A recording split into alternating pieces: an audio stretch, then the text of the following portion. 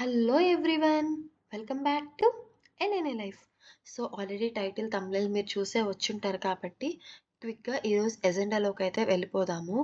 So నేను క్లియర్గా చెప్తున్నానండి, డెఫినెట్గా మీరు అందరూ కూడా ఈ వీడియోని ఎక్కడా స్కిప్ చేయకుండా ఫాలో అవ్వండి. మీకే అర్థమవుతుంది ఎంత ఇంపార్టెంట్ టిప్స్ ఉన్నాయో అండ్ జాబ్ రావడానికి ఎంత హెల్ప్ అవుతుందనేది. సో ఇది ఈ వీడియో కనుక మీరు ఫాలో అయితే ఎండ్ టు ఎండ్ ఒక కంపెనీ నుంచి ఇంకో కంపెనీకి స్విచ్ అవ్వడం నుంచి, ఇక్కడ ఎగ్జిట్ ఫార్మాలిటీస్ నుంచి అక్కడ జాయినింగ్ ఫార్మాలిటీస్ వరకు ప్రతిదీ కూడా మీకు ఎండ్ టు ఎండ్ అర్థమవుతుంది. సో మీకు డీటెయిల్డ్గా ఎజెండాలో ఎక్స్ప్లెయిన్ చేస్తాను. ఫస్ట్ థింగ్, మీ బ్రెయిన్ని మీరు ప్రిపేర్ చేసుకోవాలి. ఎవ్రీథింగ్ నేను డీటెయిల్గా ఎక్స్ప్లెయిన్ చేస్తాను. సో ఫస్ట్ మీకు అసలు ఈరోజు ఎజెండా ఏంటనే చెప్తాను. సో బీ ప్రిపేర్డ్, మీ బ్రెయిన్ని మీరు ప్రిపేర్ చేసుకోవాలి. స్కిల్ అలైన్మెంట్ గురించి ఎక్స్ప్లెయిన్ చేస్తాను, రెజ్యూమే గురించి ఎక్స్ప్లెయిన్ చేస్తాను, జాబ్ అప్లికేషన్స్ ఎలా అప్లై చేయాలి ఇవన్నీ కూడా నేను హెల్ప్ చేస్తాను, అండ్ నెట్వర్కింగ్ గురించి ఎక్స్ప్లెయిన్ చేస్తాను, అంటే ఎలా కనెక్ట్ అవ్వాలి, ఎలా మీ ప్రొఫైల్ రీచ్ అవ్వాలి అనేది, అండ్ ఇంటర్వ్యూకి కూడా ఎలా ప్రిపేర్ అవ్వాలి అనేది కూడా నేను చెప్తాను, అండ్ ఆఫర్స్ ఎలా హ్యాండిల్ చేయాలి అది కూడా చాలా ఇంపార్టెంట్ కాబట్టి వన్ కంపెనీ నుంచి ఇంకో కంపెనీకి చేంజ్ అయ్యేటప్పుడు అది ఎక్స్ప్లెయిన్ చేస్తాను. అండ్ నెక్స్ట్ వచ్చి నోటీస్ పీరియడ్ మేనేజ్మెంట్. మీరు ఆల్రెడీ తమ్నైల్ చూసుంటే మీకు అర్థమై ఉంటుంది. ఈ రోజుల్లో చాలా పెద్ద ప్రాబ్లం ఏంటంటే 2 మంత్స్ 3 మంత్స్ నోటీస్ పీరియడ్ అనేది చాలా పెద్ద ప్రాబ్లం. సో అది కూడా నేను ఎక్స్ప్లెయిన్ చేస్తాను. అండ్ కంపెనీలో exit formalities and new company joining formalities and final reality check, అసలు మీరు వెళ్తున్న జాబ్ గురించి అవన్నీ కూడా నేను ఎక్స్ప్లెయిన్ చేస్తాను. వీటన్నిటితో పాటుగా మీకు తెలుసు కదా, ప్రీవియస్ వీడియో చూసిన వాళ్ళకి డెఫినెట్గా ఒక బోనస్ టిప్ కూడా ఉంటుంది. సో ఏది కూడా స్కిప్ చేయకుండా క్లియర్గా చూడండి. మీకు ఏమైనా డౌట్స్ ఉంటే నాకు కామెంట్ సెక్షన్లో కమెంట్ చేయండి, డెఫినెట్గా నేను మీ అందరికీ రెస్పాండ్ అవుతాను. So coming to the first one, be prepared. అంటే ఏంటి బీ ప్రిపేర్డ్ అంటే? జాబ్ గురించి కాదండి. ఫస్ట్ థింగ్, జాబ్ కన్నా ముందు మీ మైండ్ని మీరు ప్రిపేర్ చేసుకోండి. ఏంటి అంటే, మీ జాబ్ని ఒక లక్ లాగా కాకుండా సీరియస్గా తీసుకోండి. ఇప్పుడు చాలామంది ఏంటంటే ఒక 4-5 ఇంటర్వ్యూస్ ఇచ్చిన తర్వాత నాకు లక్ లేదు, నాకు రావట్లేదు. కొంతమందికి ఏమవుతుంది, ఫస్ట్ రౌండ్లోనే డిస్క్వాలిఫై అవుతారు. కొంతమంది ఏంటి హెచ్ఆర్ రౌండ్ దాకా, ఫైనల్ రౌండ్ దాకా వెళ్తారు, అక్కడ డిస్క్వాలిఫై అవుతారు. సో డిఫరెంట్ డిఫరెంట్ రీజన్స్ ఉంటాయి కాబట్టి ఎక్కడా కూడా లక్ లేదు అనుకోకండి. మీరు ఎప్పుడైతే ఒక కంపెనీ నుంచి ఇంకో కంపెనీకి చేంజ్ అవుతారో, ఒక ఫ్రెషర్ ఎలా ప్రిపేర్ అవుతారో అలానే ప్రిపేర్ అవ్వాలి. మీ మైండ్ని మీరే క్లియర్గా సెట్ చేసుకోండి. ఓకేనా? కొంతమందికి ఎర్లీగా రావచ్చు, కొంతమంది లేట్గా రావచ్చు, బట్ డెఫినెట్గా వస్తుంది. సో దానికైతే మీరు ప్రిపేర్డ్గా ఉండాలి. Next, skill alignment. Skill alignment ఏంటి? ఇది మాత్రం చాలా అంటే చాలా ఇంపార్టెంట్ అండి. ఎందుకంటే ఇప్పుడు ఈ కాంపిటీటివ్ వరల్డ్‌లో ఒక జాబ్ కోసం హండ్రెడ్స్, థౌసండ్స్, లాక్స్‌లో కూడా ప్రిపేర్ అవుతున్న వాళ్ళున్నారు. అలాంటప్పుడు మీ స్కిల్ అలైన్మెంట్ ఎలాగా వాళ్ళకి రీచ్ అవుతుంది? ఇప్పుడు మీరు ఒక కంపెనీలో 5 ఇయర్స్ వర్క్ చేశారు అనుకుందాం మనం. 5 ఇయర్స్ వర్క్ చేసినప్పుడు మీరు 5 ఇయర్స్ ఒకే స్కిల్ మీద వర్క్ చేసుండరు. అండ్ సెకండ్ పాయింట్, మీరు ఫస్ట్ ఆర్గనైజేషన్ నుంచి సెకండ్ ఆర్గనైజేషన్‌కి స్విచ్ అవుతున్నప్పుడు ఇక్కడ స్కిల్ సెట్, అక్కడ స్కిల్ సెట్ కూడా సేమ్ ఉండాలని రూల్ లేదు. సో మీరేం చేయాలి అంటే, మీ కరెంట్ స్కిల్‌తో పాటుగా మీరు ఏదైతే రిక్వైర్డ్ స్కిల్ ప్రిపేర్ అయ్యారో న్యూ ఆర్గనైజేషన్ కోసం, దాన్ని డెఫినెట్‌గా మీరు హైలైట్ చేసుకోవాలి. దానికి సంబంధించి ఏమైనా సర్టిఫికేషన్స్ కానీ ఏమైనా ఉంటే అవి కూడా హైలైట్ చేయాలి. ఇంకొకటేంటంటే, ఎవరైనా ఒక కంపెనీ నుంచి ఇంకో కంపెనీకి ఎందుకు చేంజ్ అవుతారు? డెఫినెట్‌గా కెరియర్ గ్రోత్ అయ్యుంటుంది, లేకపోతే మంచి నెక్స్ట్ పొజిషన్ అయ్యుంటుంది, లేకపోతే హైక్ అయ్యుంటుంది. రైట్? డెఫినెట్‌గా మనం హైక్ అనేది రెజ్యూమేలో పెట్టలేము.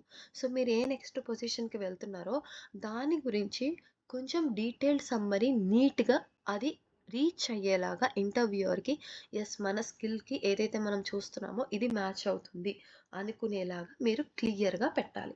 ఓకేనా? Next, coming to the resume that stand out. So main thing ఏంటంటే, ఈ రెజ్యూమే అంటే ఒక 100 ప్రొఫైల్స్ వచ్చినాయి అనుకుందాం. 100 ప్రొఫైల్స్‌లో ఫస్ట్ ప్రొఫైల్ మీదే ఎందుకు చూస్ చేయాలి? ఇంటర్వ్యూయర్, ఇప్పుడు నేనే ఉన్నాను, నాకే ఒక 10 ప్రొఫైల్స్ వచ్చాయి. డెఫినెట్‌గా నేను 10 ప్రొఫైల్స్‌లో ఫస్ట్ థింగ్ ఏం చేస్తానంటే, నాకొచ్చిన 10 రెజ్యూమేస్‌లో ఒక 10, 15 పేజెస్ కాకుండా నీట్‌గా, కన్సైజ్‌గా, క్లియర్‌గా ఉన్న రెజ్యూమేనే నేను సెలెక్ట్ చేస్తాను. అందులో కూడా ఇప్పుడు నాకేంటి ఒక స్పెసిఫిక్ స్కిల్ సెట్, ఏ అనే స్కిల్ సెట్ కావాలి. అవి హైలైట్ అవుతున్నాయా? దానికి రిలేటెడ్ ఏమైనా సర్టిఫికేషన్స్ చేశారా? ఆహ్, ఆ స్పెసిఫిక్ స్కిల్ సెట్‌లో ఎన్ని ఇయర్స్ ఎక్స్‌పీరియన్స్ ఉంది? ఇవి నా first go to points. So, అవి మీరెక్కడా మిస్ అవ్వకుండా చూసుకోండి. ఇది మీ రెజ్యూమేని ఎప్పుడైనా సరే డెఫినిట్‌గా రీచ్ అయ్యేలా చేస్తుంది.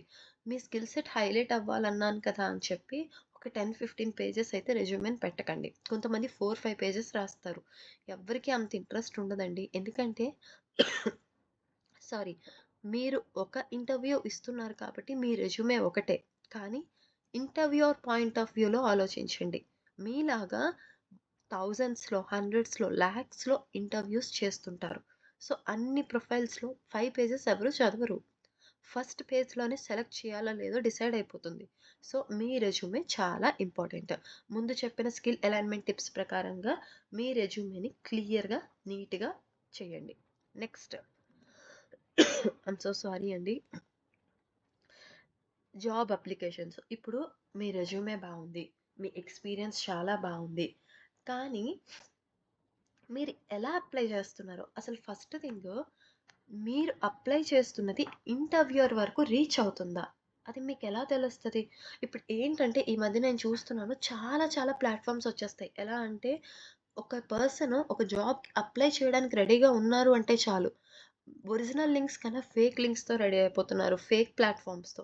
సో, చాలా మనకి జాబ్ కావాలి అన్న టెన్షన్‌లో ఎక్కడ పడితే అక్కడ రెజ్యూమేని అప్లై చేయకండి. మెయిన్ రీజన్ మీరు ఆలోచిస్తే మీ రెజ్యూమేలో మీ సెన్సిటివ్ డేటా కూడా ఉంటుంది.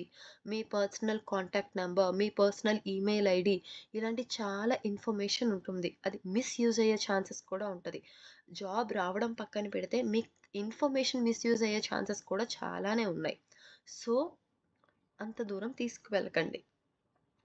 మీరు చాలా క్లియర్‌గా ట్రస్టెడ్ ప్లాట్‌ఫార్మ్స్ లేదు అంటే గనక మీకు తెలిసిన రిఫరల్స్ అండ్ చాలామంది ఏంటంటే రిఫరెన్స్ ఎవరిస్తారులే అనుకుంటారు. ఇక్కడ నేను 2 పాయింట్స్ చెప్తానండి. రిఫరెన్స్ కావాలి అనుకున్న వాళ్ళు డెఫినెట్‌గా అడగండి. తప్పు లేదు. అండ్ రిఫరల్ కోసం మీ దగ్గరికి రీచ్ ఔట్ అయితే కూడా మీరు కూడా రెజ్యూమెని పక్కన పడేయకుండా డెఫినెట్‌గా ఆ రిలవెంట్ పొజిషన్ ఉంటే సపోర్ట్ చేయండి. ఎందుకంటే ఇక్కడ win win situations. First thing ఒక పర్సన్ మీ దగ్గరికి అప్రోచ్ అయినప్పుడు సేమ్ స్కిల్ మ్యాచ్ అవుతున్నటువంటి ఆహ్, ప్రొఫైల్ గనక మీ దానిలో అవైలబుల్ ఉంటే తను జాయిన్ అవ్వడం వల్ల మీకు బోనస్ ఉంటుంది. అట్ ద సేమ్ టైమ్ తనకొక జాబ్ ఇచ్చిన సాటిస్ఫాక్షను ఉంటుంది. At the end of the day ఆ జాబ్‌ని ఎలా సర్వైవ్ చేసుకోవాలి అనేది ఎవరైతే వచ్చారో వాళ్ళ బట్టి ఉంటుంది. అట్ ద సేమ్ టైమ్ చాలామందిని నేను చూస్తున్నాను. మేము ప్రొఫైల్స్ ఇచ్చామండి రిఫరెన్స్‌కి. కానీ ఎవరు రెస్పాండ్ ఆఫ్‌కోర్స్ అటు సైడ్ పీపుల్ కూడా బిజీగానే ఉన్నారు. సో, మీ రెజ్యూమే బ్లైండ్‌గా ఇచ్చేయడం కాదు. ఫస్ట్ మీ ప్రొఫైల్‌ని అడగండి. నా so and so skill set ఇది. మీ ఆఫీస్‌లో గాని, మీ ఆర్గనైజేషన్‌లో తెలిసిన వాళ్ళ దగ్గర ఆపర్చునిటీ ఉందా అని. అడిగారనుకోండి, ఉంది అంటేనే షేర్ చేయండి. లేకపోతే అవసరం లేదు.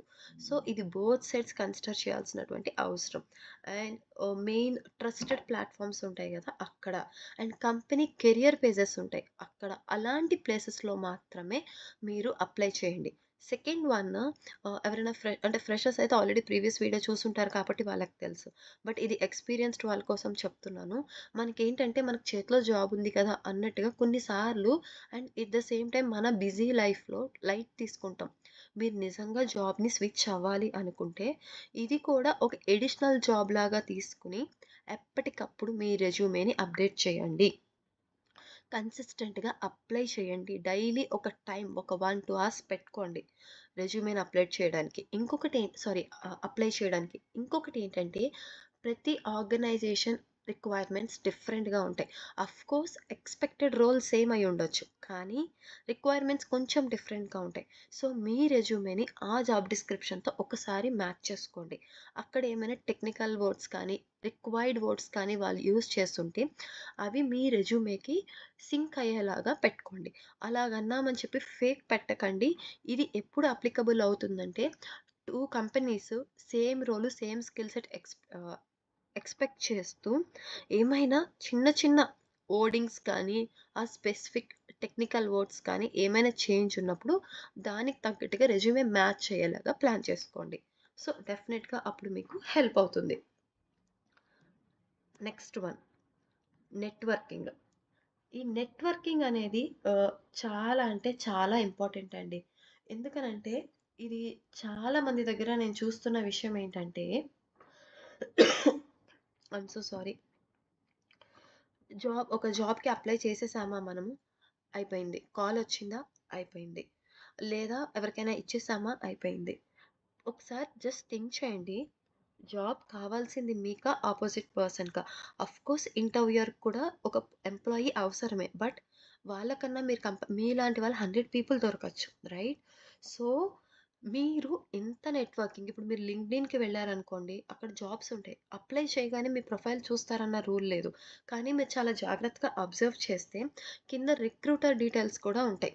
ఆ రిక్రూటర్ పర్సన్‌కి మెసేజ్ చేయండి. ఆఫ్‌కోర్స్ 10 పీపుల్‌కి మెసేజ్ చేస్తే 10 పీపుల్ రెస్పాండ్ అవుతారు అన్న రూల్ ఏమీ లేదు.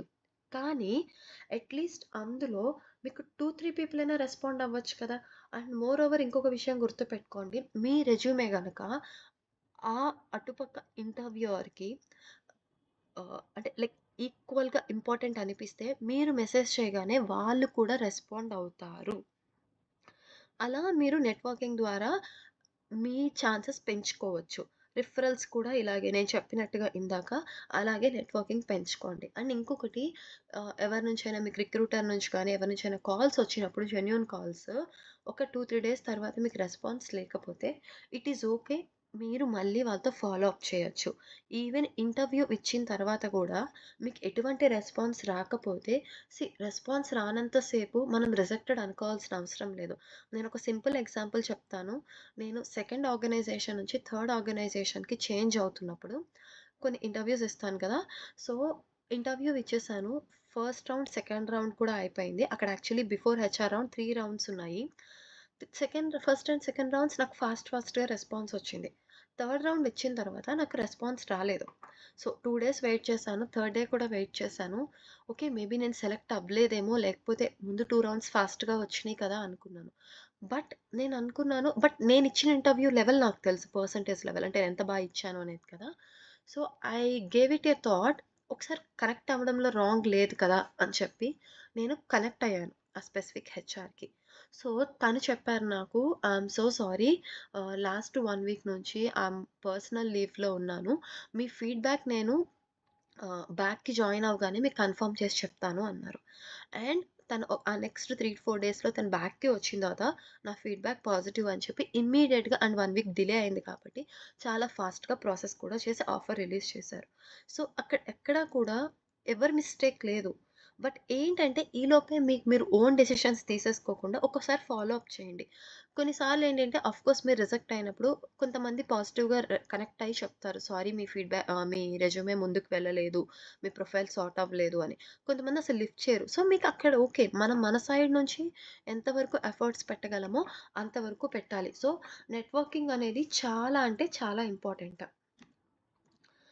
Next one interview preparation. ఇది మెయిన్ టాస్క్ అసలు. ఎందుకనంటే చాలామందేంటంటే, మేము ఆల్రెడీ క్యాంపస్‌లో సెలెక్ట్ అయిపోయాము. లేకపోతే మాకు ఆల్రెడీ జాబ్ ఉంది. మాకు ఎక్స్‌పీరియన్స్ ఉంది అనుకుంటారు. నా రీసెంట్ లైవ్ ఎవరైనా చూసుంటే నా ఎక్స్‌పీరియన్స్ ఆల్రెడీ నేను షేర్ చేసుకున్నాను. డెఫినెట్‌గా అది రాంగ్. మీరు 10 ఆర్గనైజేషన్స్ చేంజ్ అవ్వండి. 11థ్ ఆర్గనైజేషన్‌కి వెళ్ళినప్పుడు కూడా ఇంటర్వ్యూకి మీరు ఫస్ట్ ఇంటర్వ్యూకి ఎలా ప్రిపేర్ అయ్యారో అలానే ప్రిపేర్ అవ్వాలి. అది గుర్తుపెట్టుకోండి.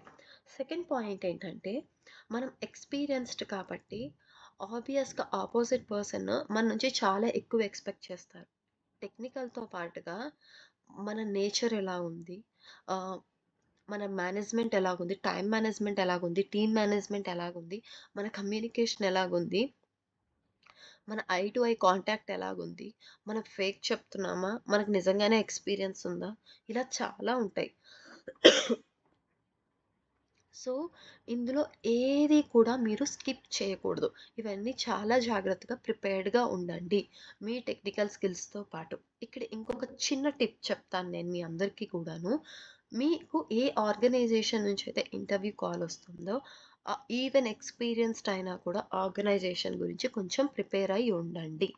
సెకండ్ వన్, మీరేమైనా అడిషనల్ సర్టిఫికేషన్స్ చేసుంటే, ఆపోజిట్ పర్సన్ అంటే ఇంటర్వ్యూయర్ మనల్ని అడగకపోయినా అంటే లైక్ ఛాన్స్ తీసుకొని మీ స్కిల్స్‌ని, మీ సర్టిఫికేషన్స్‌ని హైలైట్ చేసుకోండి. అండ్ మీ ఆర్గనైజేషన్ అంటే కరెంట్ జాబ్ ఏదైతే ఉందో అక్కడేమైనా మీకు అవార్డ్స్ కానీ, ఏమైనా అలాంటివేమైనా వస్తే దాన్ని కూడా హైలైట్ చేయండి. ఆ అవార్డ్ ఎందుకిచ్చారు? అసలు ఏం అవార్డ్? సో, ఇలాంటి కొన్ని హైలైట్ చేసుకోవడం వల్ల ఇవన్నీ మీరు కొంచెం ఇంట్రడక్షన్‌లో గానీ, ఎక్కడైనా మధ్యలో పాసిబిలిటీ ఉన్నప్పుడు గానీ రిలేట్ చేసుకుంటూ చెప్పాలి. అలాగని అన్నెసెసరీగా తీసుకొచ్చి బూస్ట్ చేసుకోకండి. సిట్యుయేషన్ బట్టి ప్లాన్ చేసుకోండి. విధంగా మీకు చాలా అంటే చాలా హెల్ప్ అవుతుంది. ఇంకొక మెయిన్ పాయింట్ ఏంటంటే, ఇంటర్వ్యూకి ప్రిపేర్ అయ్యేటప్పుడు ఐమ్ సో సారీ. ఇంటర్వ్యూకి ప్రిపేర్ అయ్యేటప్పుడు మెయిన్ ఇంకొక పాయింట్ ఏంటంటే, టెక్నికల్ స్కిల్స్‌ని చాలామంది ఏం చేస్తారంటే, అవి మాత్రం బాగా హైలైట్ చేస్తారు. వాటిలతో పాటుగా ఆ పర్టిక్యులర్ పర్సన్‌లో ఇంకా చాలా డిఫరెంట్ అడిషనల్ స్కిల్స్ ఉంటాయి. అవి హైలైట్ చేసుకోరు. Nothing wrong. హైలైట్ చేయండి. ఇప్పుడు మీరు ఆల్రెడీ ఎక్స్‌పీరియన్స్‌డ్ మీ ఆర్గనైజేషన్స్‌లో డిఫరెంట్ డిఫరెంట్ యాక్టివిటీస్ జరుగుతుంటాయి కదా! అవన్నిట్లో కూడా మీరు ఐదర్ పార్టిసిపేట్ చేస్తుంటారు, లేకపోతే ఆర్గనైజర్ అయ్యుంటారు. సో, డిఫరెంట్ డిఫరెంట్ కేటగరీస్ ఉండుంటాయి. అవన్నీ కూడా మీరు హైలైట్ చేసుకోండి. దట్ రియల్లీ షోస్ అంటే అది చాలా మంచి ఇంప్రెషన్‌ని క్రియేట్ చేస్తుంది. ఓకే. నెక్స్ట్ ఇంకొకటి ఏంటంటే హ్యాండ్లింగ్ ఆఫర్స్. ఇది చాలా అంటే చాలా ఇంపార్టెంట్. అంటే లైక్ ఏమంటారు? చాలా మంది చేసేటటువంటి మిస్టేక్. హ్యాండ్లింగ్ ఆఫర్స్ అన్న వర్డ్ ఎందుకు యూజ్ చేశాను అంటే, కొంతమంది చాలామంది కొంతమందని కాదు 80-90% ఫస్ట్ ఆఫర్ వచ్చేయగానే నెక్స్ట్ ఆఫర్‌కి వెళ్తారు. ఆఫ్‌కోర్స్ అదేమి రాంగ్ కాదు. బికాజ్ ఆర్గనైజేషన్స్ వాళ్ళ బెనిఫిట్ వాళ్ళు చూసుకుంటున్నప్పుడు, ఎంప్లాయీస్ కూడా వాళ్ళ బెనిఫిట్ వాళ్ళు చూసుకుంటారు. కానీ మీరు చేసే మిస్టేక్స్ 2 మిస్టేక్స్ ఉంటాయి. మీరు ఇన్ ద సెన్స్ అందరం చేసే మిస్టేక్స్. ఫస్ట్ వన్ హైక్ ఎక్కువ ఇచ్చేస్తున్నారు అని చెప్పి వెళ్ళే ఆర్గనైజేషన్ ఎలాంటిది, మనం వెళ్ళే రోల్ ఎలాంటిది చూసుకోము. సో, 1-2 లాక్స్ దగ్గర మంచి ఆపర్చునిటీని మిస్ చేసుకోకండి. లాంగ్ టర్మ్ ఆలోచించండి. ఎందుకంటే ఒక్కసారి ఆర్గనైజేషన్ చేంజ్ అయితే మళ్ళీ మీరు చేంజ్ అవ్వాలి అంటే మినిమమ్ 18 మంత్స్ టు 24 మంత్స్ ఉండాలి. ఆ మినిమమ్ ఎక్స్‌పీరియన్స్ లేనిది మీరు పెట్టినా ఎవరు కన్సిడర్ చెయ్యరు అంత తొందరగా. సో, అది చాలా ఇంపార్టెంట్. సెకండ్ వన్, చాలామంది హైక్ ఇచ్చేస్తారు. ఇది యాక్చువల్లీ ఇక్కడ చెప్పాల్సిన టాపిక్ కాదు. బట్ స్టిల్ నేను ఎందుకు సింగిల్ లైన్‌లో చెప్తున్నానంటే, ఎవరికైనా కరెంట్ ఆఫర్స్ చేతిలో ఉంటే హెల్ప్ అవుతాయని చెప్తున్నాను.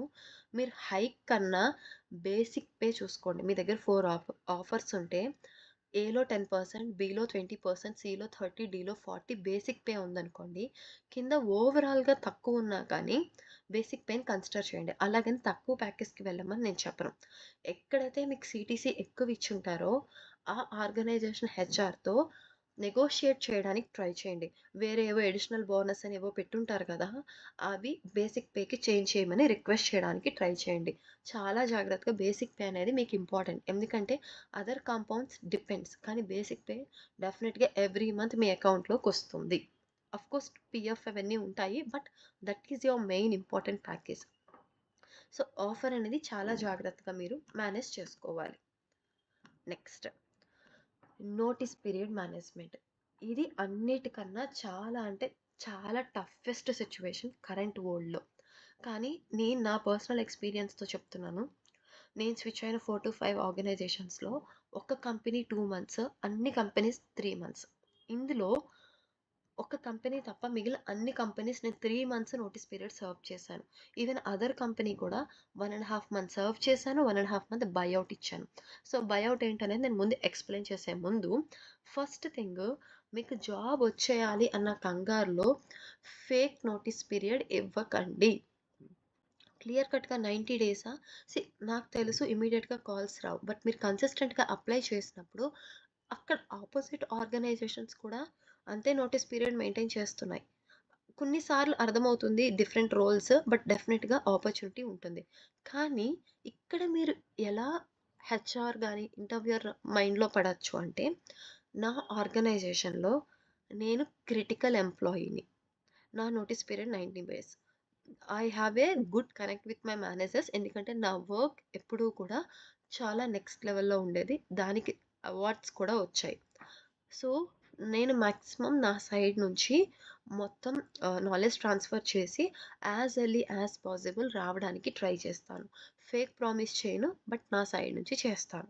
ఇలాగ ఇచ్చినప్పుడు అక్కడ 2 థింగ్స్ కన్వే అవుతున్నాయి. ఒకటి, మీరు క్రిటికల్ ఎంప్లాయీ అంటే హార్డ్ వర్కింగ్, మీ దగ్గర నాలెడ్జ్ ఉంది.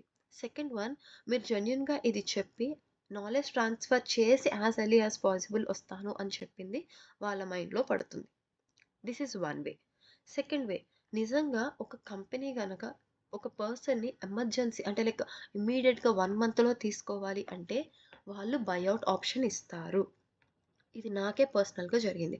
అలాగని మీ కరెంట్ కంపెనీలో ఆప్షన్ ఉందా అంటే అది డిపెండ్స్. చాలా 90% ఆర్గనైజేషన్స్ బైఔట్. ఎందుకంటే ఎవరు రెవెన్యూననేది వదులుకోరు కాబట్టి, ఇక్కడ మీరు చేయాల్సిన పని ఏంటంటే మీ కరెంట్ మేనేజర్‌తో డిస్కస్ చేసుకోవాలి. ఇక్కడ ఇంకొక పాయింట్ కూడా ఉంది. ఏంటి అంటే ఆఫర్ వచ్చే వరకు మీరిక్కడ రిజైన్ చేయలేరు. సో, ముందు మీరు బైఔట్ కోసం డిస్కస్ చేయలేరు. I understand that. సో, మీరిక్కడ ఏం చేస్తారు అంటే క్లియర్‌గా ఆపోజిట్ ఆర్గనైజేషన్‌కి ఎక్స్‌ప్లెయిన్ చేసుకోండి. మా ఆర్గనైజేషన్‌లో నేను బైఔట్‌కి ట్రై చేస్తాను. ట్రై చేసి పాసిబిలిటీ ఉన్నంత వరకు విత్ బైఔట్ నేను 2 మంత్స్ ముందొస్తాను. లేదు అంటే గనక డెఫినిట్‌గా ఆఫర్ టైమ్‌కి వస్తాను. ఇలా మీరు నెగోషియేట్ చేసుకోండి. ఇది అన్ని సార్లు పాసిబిలిటీ కాదు. బట్ మీ దగ్గర స్కిల్ ఉండి ఒక 10 మెంబర్స్‌లో మిమ్మల్ని సెలెక్ట్ చేసి మీకు ఆఫర్ దాకా వచ్చారు అంటే అటు సైడ్ పీపుల్ కూడా వెరీ లెస్ ఆర్గనైజేషన్స్ రిజెక్ట్ చేస్తాయి. Most of the organizations accept చేస్తాయి. ఇది నేను పర్సనల్ ఎక్స్‌పీరియన్స్‌తో చెప్తున్నాను. And 3 months notice period serve చేసి నేను ఆర్గనైజేషన్స్ చేంజ్ అయ్యాను. అది కూడా తక్కువ టైంలో. తక్కువ టైం అంటే ఎవ్రీ 6 మంత్స్ కాదండి. One organization to another organization minimum 18 months అనేది పెట్టుకోండి. ఆ మినిమమ్ లేనిది అది యాక్చువల్లీ ఎక్స్‌పీరియన్స్ కింద కన్సిడర్ అవ్వదు. సో, అది జస్ట్ నేను మీ అందరికీ పర్సనల్‌గా ఇచ్చే advice. Next, exit formalities. Exit formalities చాలామంది ఏం చేస్తారంటే వెళ్ళిపోవాలి అన్న ఆతురతలో కనీసం పట్టించుకోరు. లేదంటే ఎగ్జిట్ ఫార్మాలిటీస్ చాలా ఇంపార్టెంట్. ఎందుకంటే మీకు ఎక్స్‌పీరియన్స్ లెటర్ లేకపోతే మీ ఎక్స్‌పీరియన్స్‌కి వాల్యూ లేదు. మీకు ఆ ఎక్స్‌పీరియన్స్ లెటర్ కావాలి అంటే ఈ ఎగ్జిట్ ఫార్మాలిటీస్ ఇంపార్టెంట్. ఇంకా అంటే like full final settlement FFS అని ఇలా డిఫరెంట్ ఉంటాయి. But me final exit formalities చాలా ఇంపార్టెంట్. ఎక్కడ స్కిప్ చేయకుండా 100% నీట్‌గా ప్లాన్ చేసుకోండి. Next, joining formalities. Joining formalities ఏంటంటే మీరు కొత్త కంపెనీకి వెళ్తున్నప్పుడు అక్కడ ఏవైతే డాక్యుమెంట్స్ కావాలో అవన్నీ కూడా ప్రీ ప్లాన్డ్‌గా పెట్టుకోండి. ఎందుకంటే ఆఫర్‌కి మీకు ఆబ్వియస్‌గా అట్‌లీస్ట్ 1 మంత్ అయినా టైం ఉంటుంది ఆఫర్ ఇచ్చిన తర్వాత. ప్రతీదీ జాగ్రత్తగా ఫినిష్ చేయండి. ఏమన్నా ఇవి ఉంటాయి కదా! బ్యాక్ ఎండ్ చెక్స్ అవి కొన్నిసార్లు ఎక్స్‌పీరియన్స్‌డ్ కూడా చేస్తుంటారు కదా! Depends on the organization. అవన్నీ క్లియర్‌గా పెట్టుకోండి. జాయినింగ్ ఫార్మాలిటీస్ కూడా అంతే important. Because most of the organizations probation అనే పీరియడ్‌ని ఫాలో అవుతాయి. ఆ ప్రొబేషన్ పీరియడ్ మీకు చాలా చాలా ఇంపార్టెంట్. సో, జాయినింగ్ ఫార్మాలిటీస్‌ని కూడా అంతే ఈక్వల్‌గా మెయింటైన్ చేయండి. Next, final reality check. ఈ ఫైనల్ రియాలిటీ చెక్ ఏంటంటే ఇప్పుడు ఆఫర్ వచ్చేయగానే వెళ్ళిపోతాం, హైక్ పెరిగిపోయింది అనుకుంటాం. కానీ ఒక్కసారి వెళ్ళే ముందు అంటే లైక్ ఆఫర్ తీసుకున్నాక మీ ఆర్గనైజేషన్‌లో కన్ఫర్మ్ చేసే ముందు మీరు వెళ్తున్న ఆర్గనైజేషన్ ఎలాంటిది? దాని కరెంట్ రీసెంట్ ఇన్ఫర్మేషన్స్ ఇలాంటివన్నీ కూడా మీరు క్లియర్‌గా, డీటెయిల్డ్‌గా వెరిఫై చేసుకోండి.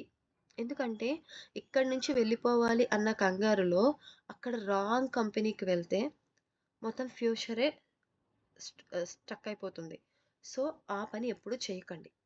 చాలా క్లియర్‌గా చెక్ చేసుకోండి. రెండోది, ఇందాక చెప్పినట్టుగా మీ దగ్గర ఫ్యూ ఆఫర్ లెటర్స్ ఉంటే ఏ ఆఫర్ ఎక్కువిస్తుంది, ఏ ఆఫర్ బావుంది, ఏ రోల్ బావుంది అలా కాదు. ఆర్గనైజేషన్ చూసుకోవాలి. మీకిచ్చిన పొజిషన్ చూసుకోవాలి. మీరు వెళ్తున్న రోల్ చూసుకోవాలి. ఇన్ని బెనిఫిట్స్ చూసుకున్న తర్వాతనే ఆలోచించి స్టెప్ తీసుకోండి. ఆర్గనైజేషన్ టు ఆర్గనైజేషన్ అనేది చాలా ఇంపార్టెంట్ కాబట్టి కంగారులో రాంగ్ స్టెప్ అయితే తీసుకోకండి. ఓకేనా? ఇప్పుడు ఫైనల్‌గా బోనస్ టిప్. బోనస్ టిప్ ఏంటంటే నేను చాలామంది ఇప్పుడు నాకు ఇంటర్వ్యూ ఇచ్చే వాళ్ళని కూడా చూసాను. ప్రీవియస్ కంపెనీ నుంచి నువ్వు ఎందుకు చేంజ్ అవుతున్నావు అని అడిగినప్పుడు కొంతమంది చెప్తారు. నా కెరియర్ గ్రోత్ లేకపోతే కరెంట్ రోల్‌లో సాచురేషన్ అయిపోయింది. నేను ఇంకా కెరియర్‌ని ఎక్స్‌ప్లోర్ చేయాలనుకుంటున్నా. ఇవన్నీ వాలిడ్ పాయింట్స్. అవి వాళ్ళు నిజం చెప్తున్నారా? రాంగ్ చెప్తున్నారా? అనేది పక్కన పెడితే I'm completely okay with it. కానీ మీరొకసారి ఆలోచిస్తే చాలామంది నాకు మా ప్రీవియస్ ఆర్గనైజేషన్ కరెంట్‌లీ పడిపోయింది. లేకపోతే ప్రాపర్ హైక్స్ ఇవ్వట్లేదు. లేకపోతే మా మేనేజర్‌తో ప్రాబ్లమ్ ఉంది. ఎప్పుడు కూడా ఇంటర్వ్యూలో ఇలాంటివి డిస్కస్ చేయకండి. ఎందుకంటే, ఈరోజు మీరు ఈ కంపెనీ గురించి ఇలా చెప్తున్నారు. సో, ఆ కంపెనీ మీకు జాబ్ ఇస్తే, రేపు మీరు ఆ కంపెనీ నుంచి ఇంకో కంపెనీకి వెళ్ళేటప్పుడు కూడా అదే చెప్తారుగా.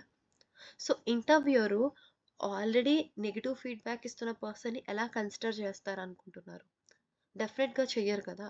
సో, వాటెవర్ ద రీజన్ మీ కరెంట్ ఆర్గనైజేషన్ మీకు సాలరీ పే చేస్తోంది. మీకు నచ్చలేదు కాబట్టి మీరొచ్చేస్తున్నారు. ఆ రీజన్స్ ఏదైనా కావచ్చు. సో, ఎప్పుడూ కూడా నెగెటివ్‌గా ఫీడ్‌బ్యాక్స్ ఇవ్వకండి ఎవ్వరి గురించి కూడా. Keep as much as positive. ఎందుకంటే ఇప్పుడు సింపుల్. మీరు ఎందుకు చేంజ్ అవుతున్నారన్నప్పుడు, నా కరెంట్ ఆర్గనైజేషన్ నా గ్రోత్‌కి చాలా హెల్ప్ చేసింది. నా టీమ్‌తో, నా మేనేజ్మెంట్‌తో అందరితో కూడా నా రోల్‌లో చాలా బాగా గ్రో అయ్యాను. వెరాస్ అవన్నీ నేను గ్రో అయ్యి అన్నీ నేర్చుకున్న తర్వాత నాకొక సాచురేషన్ పాయింట్ లాగా కనిపిస్తుంది. నేను ఇంకా కొంచెం బయట వరల్డ్‌ని ఎక్స్‌ప్లోర్ చేయాలనుకుంటున్నాను. సో, నా కంపెనీ నుంచి నాకొచ్చినటువంటి ఎక్స్‌పీరియన్స్‌ని వాళ్ళిచ్చిన సపోర్ట్‌తో నేను ఇంకా నెక్స్ట్ కంపెనీస్‌లో అది యుటిలైజ్ చేయాలనుకుంటున్నాను. ఇలా మీరు చెప్పిన దానికి, ఇందాక నేను చెప్పిన దానికి ఎంత డిఫరెన్స్ ఉందో చూడండి. సో, డెఫినెట్‌గా మీ అందరికీ అర్థమైంది కదా! ఇక్కడ కూడా ఇంటర్వ్యూలో నెగెటివ్ అనే టర్మ్ లేకుండా చూసుకోండి. పాజిటివ్‌గా చేయండి. సో, అందరికీ ఈ వీడియో డెఫినెట్‌గా హెల్ప్ అయిందనుకుంటున్నాను. ఇలాంటి మంచి మంచి వీడియోస్ ఇంకా ఫ్యూచర్‌లో కూడా వస్తాయి. మీరేదైనా వీడియో మీద ఎక్స్‌పెక్ట్ చేస్తే గనుక డెఫినెట్‌గా కామెంట్ సెక్షన్‌లో కామెంట్ చేయండి. నేను డెఫినెట్‌గా దాని మీద వీడియో చేస్తాను. మీ అందరికీ ఈ వీడియో నచ్చితే గనుక డెఫినెట్‌గా సబ్స్క్రైబ్ చేసి షేర్ చేయండి. అప్పుడే నాకు హెల్ప్ అవుతుంది ఇంకా మంచి మంచి వీడియోస్ చేయడానికి. So, thank you so much again for supporting me.